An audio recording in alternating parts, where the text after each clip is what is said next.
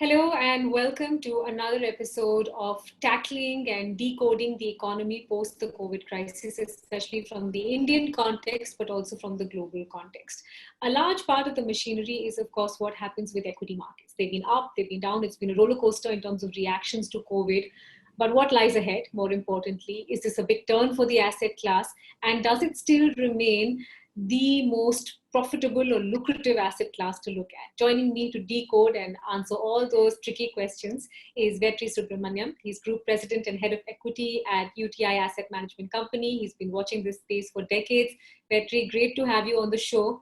We've still got all these webinars and panel discussions on, how to tackle COVID and how to tackle a pandemic. But is there a sense at all on what a post-COVID economy looks like, especially from our context? Right.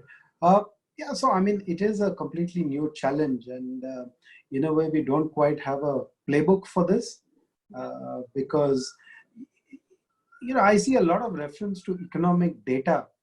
And the one caveat that I would put here is it's pointless to look at economic data when you have put the economy into a lockdown, right? There's a difference between economic data when you're seeing a business cycle and when you're seeing the outcome of an economy where both the producers and the consumers have been told to stay home. So I think this is a completely new sort of thing that we are dealing with. But at the same time, it raises the question that, if you put somebody into a coma, how do you actually resuscitate them and revive them and get them running again? So it's a completely new dimension, in my opinion, at least, compared to the kind of business cycle events we've seen in the past. So, which is why perhaps you're seeing this outpouring of webinars, and rightly so, we are all webinared out at this point of time. There is a degree of bipolarity, though, in terms of movement, Vetri. I mean, just the equity markets, for example, in the last month have moved between 10 to 12%. This in a context where some of the economic data, albeit not for the lockdown period, remains, distinctly dismal. Is one part of the story seeing this better? Is one sort of seeing things moving ahead of the curve? What's happening? So, two parts to this, Mitali. I would say, if you look at it from the perspective that this is not the classic economic cycle, and around the world, including in India, central banks and governments using both monetary policy and fiscal policy are trying to provide that little bit of impetus to make sure that post the lockdown, the economy gets back on track. Now, clearly this firepower has been used most aggressively in the US, and to the extent that the US has always been the Pied Piper for risk assets and equity markets in particular, everybody is rising in sympathy. Now, if I move from that to India, actually the data is telling you that India is still underperforming the rest of the world. So yes, we've come off the lows, but we're not doing as well as, let's say, the US is or Korea is. And that reflects the fact that we've got our own challenges. So I would only say, rather than look at, we've come up so much from the lows, we're still underperforming the rest of the world. And I think there is a bigger message in that. The other point which you raised, Mitali, is more interesting, which actually, UTI, my research team published a paper on this sometime early last year. Actually, the long-term data suggests that there is no correlation between GDP growth and stock market outcomes. So if you ask me, where is the correlation? There is a definite correlation between earnings growth and stock market outcome. But between GDP growth and stock market outcome, in fact, many studies show it has a negative correlation. And in India's case, we looked at the data for about 25 years. It's got a very low positive correlation. So I think to try and correlate what will be the GDP growth for FY21 and try to understand why the market has moved up from its lows is not necessarily the best context to look at, because equity markets are looking at what are the earnings companies can earn over the next 5 years, 10 years, 20 years, right? So it's about the cash flow that accrues to the company. Whereas when we talk about GDP growth, and particularly this fixation with the outcomes for FY21, they don't necessarily reflect the cash flow outcomes for the company for 20 years. So I think that's the source of the disconnect. We're trying to correlate 1 year's GDP outcome to what the market is doing in the very short term. You did point out, though, Vetri, that India's underperformance belies a bigger story. What is that bigger story to your mind? Right. I think the bigger story, and we've got to recognize this, Mitali, is that India as an economy had a problem much before the COVID crisis came to be, right? We were an economy who's been going through some kind of a slowdown.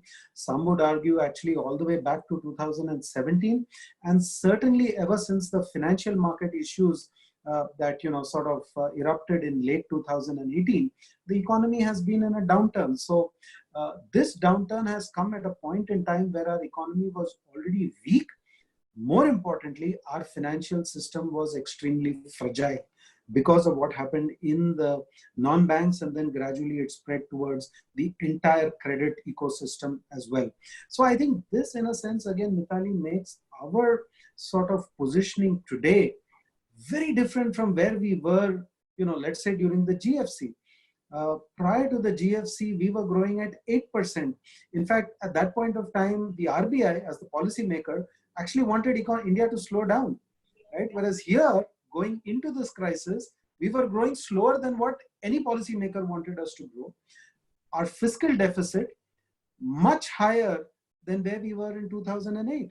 If you remember March 2008, we were in fact on track for a 3% fiscal deficit when the government came out with that huge farmer loan waiver program. So the fiscal was very strong, and the government, into the collapse of the GFC, could provide a massive fiscal stimulus. Unfortunately, this time around, we are very vulnerable both on the fiscal front and on the financial sector front, and that just makes India's challenges a lot more than any time in the past.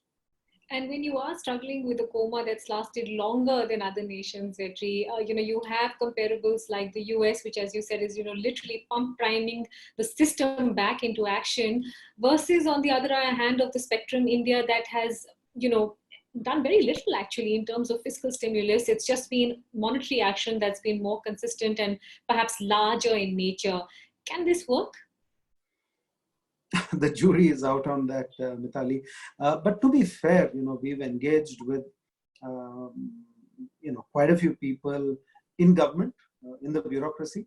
And of course, I think the chief economic advisor, the principal economic advisor have been speaking to investors. They've been speaking in public as well. I think there's one reality we have to recognize, that right or wrong, the government has chosen an approach in which they are saying, we don't have the ability, we don't have the ammunition to go out all guns blazing the way the US did because of our vulnerabilities. So we are going to do this in a more stage-wise manner.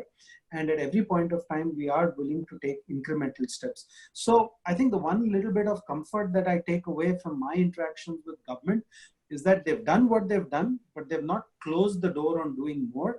And I do think they will be called upon to do more. And there is perhaps, some optimism over there that eventually policymakers will do what is required to, give the economy a little bit more momentum. So I would say in that, you just have to have a little bit of an optimistic frame of reference that they will do more as and when it is required. But so far, I would agree with you. It's been quite limited. And a lot of the measures that they have taken, even though they are good measures, I think some of them address some of our supply side issues. They address the issue of how can India grow faster over a long period of time. They don't address the issue of how do you get an economy out of a coma and put it back on track. So I think that's the slight disconnect between the policy thought process and where we are today. You wrote recently, Vetri, that COVID is forcing corporate India to deleverage. Promoter sell downs are happening, and spectacular sized ones actually. Really top dollar. What's the better way to read this? That there is immense potential waiting, or that it is risky to conflate these kind of top dollar deals which are happening for very limited, large, mega sized firms with, extending it to overall economic good? Okay. So I think there are just two principles here, Mitali. One is that most businesses cannot afford to meet their liabilities and their fixed costs when they don't have customers coming through the door. Okay, there are very few businesses that can manage when customers are not able to walk through the door. B, in the process of operating and bearing costs, even when the customer is not coming through the door, you're actually eating away into not just the cash on the books, you're also potentially eating into equity on the books, right?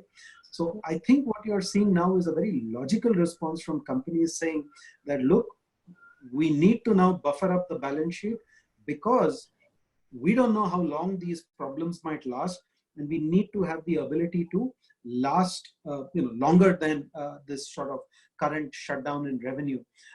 So in a way, what companies are doing is actually going in and raising what I call repair capital. It's not growth capital.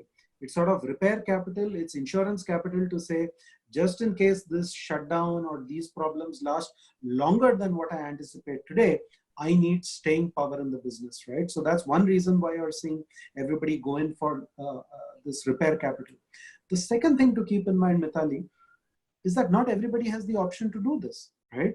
It's typically your large listed companies, because they've already got a pool of shareholders, they're listed in the capital market, there are means and methods through which they can go out and raise money easily. I see two implications of this. The stronger business models, the stronger balance sheets raise even more money. They come out through this difficult period looking stronger, and they get the benefit of gains in market share as and when the economy normalizes. So in a way, again, it's advantage large companies, it's advantage organized sector, it's a disadvantage to those operating in the unorganized area, to smaller businesses who don't have the option of going out and raising capital, right? So if you're running a large retail company in India, you can afford to do a rights issue and have institutional investors back you. But if you're a family-run owned retail company with 20 outlets in Bombay, who's going to subscribe to your rights issue? So I think these are two logical outcomes of what's happening. Some companies are raising the repair capital, and I think they'll exit this difficult period much, much stronger. The other difference between the global financial crisis period and now, Vetri, is that we didn't have that much by way of domestic flows. There wasn't that much domestic money really holding the market up, and that's changed dramatically. But I was interested to see the AMFI data, where for the first time there's a chink in the SIP armor. It's a 6% drop from March levels, I think. You have a much better finger on the pulse of what's going on there. Is it pauses? Are people canceling?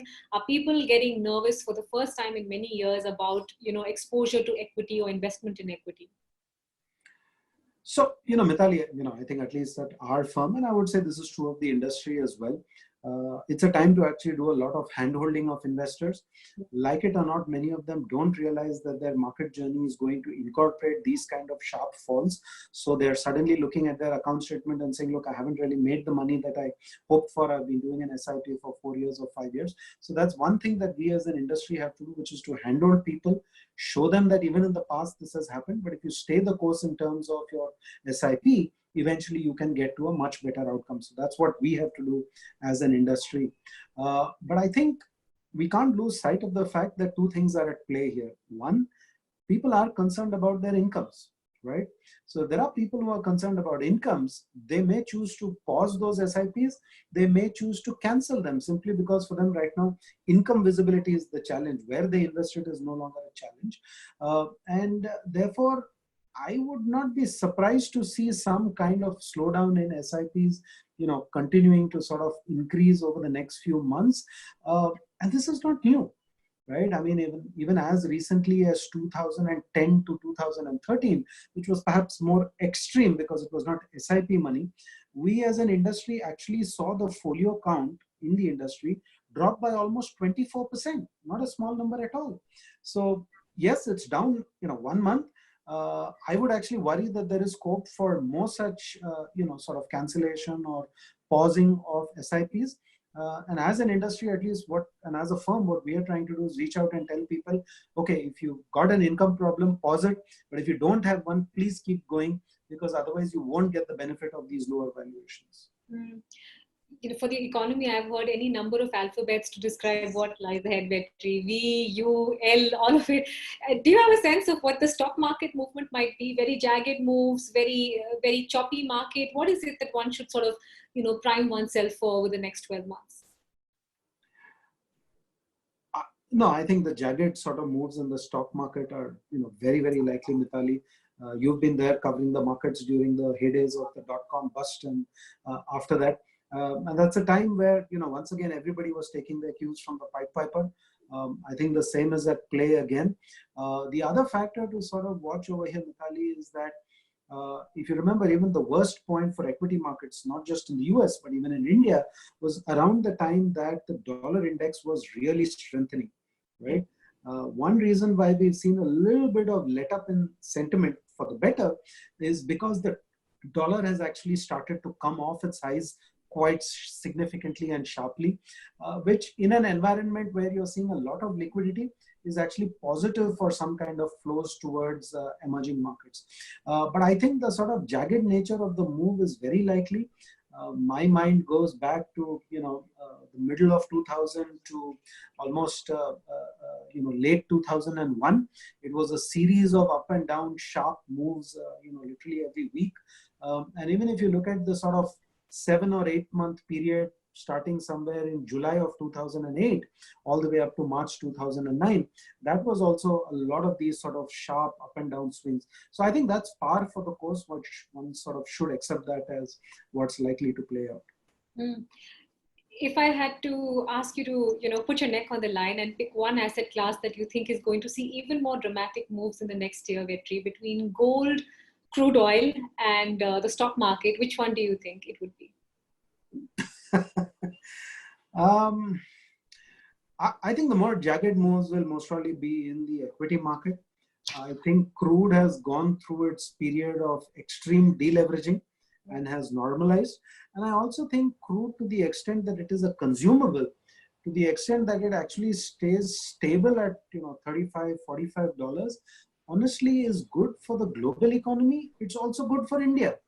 Yeah. India doesn't need $1 of crude prices because that will do massive damage to the Middle East economy, and we have significant trade and labor linkages with that part of the world. So I actually think crude's violence is now behind us. As far as gold is concerned, it's anyway not as volatile an asset class as the others. It will continue to benefit in a weak dollar environment. But equities, because they're always looking at 5-year and 10-year cash flow, but too many people are trading based on next quarter's earnings, will always be the asset class which has much higher volatility. Because as much as we tell people that a stock is the discounted cash flow value of what the company will earn you over the next 20 years, unfortunately, most people are fixated on what the company will do next quarter. I'm not complaining. It's an opportunity for investors like us, but that's the nature of the beast. We wish you luck, Vetri. You've ridden through many storms. I am confident you will see this one through as well. Thank you. Such a pleasure speaking with you. Thank you. Thank you so much, Mitali.